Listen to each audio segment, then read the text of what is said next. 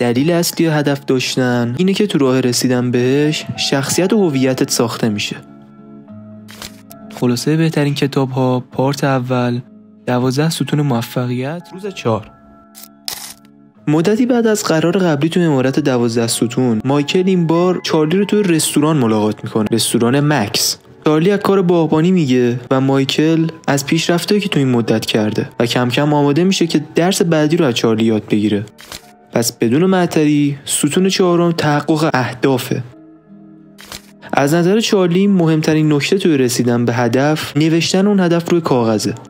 چرا؟ دلیلش ساده است. اول اینکه باعث میشه هدفت تو ذهنت جا خوش کنه و بهش فکر کنی و دوم نیروی تو نوشتن هدف برای دست یافتن بهشه که توی ننوشتنش نیست.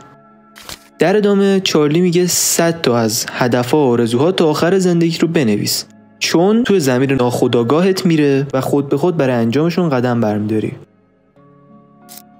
برای رسیدن به اهدافت باید تغییر مسیر بدی و مقاصدت رو مشخص کنی. برای این کار اهدافت رو به بلند مدت، میان مدت و کوتاه مدت تقسیم کن. نصف هدف بلند مدتت میشه میان مدت و نصف میان مدت میشه کوتاه مدت، یا حتی هدفهای کوچیک‌تر مثل ماهیانه، هفتگی.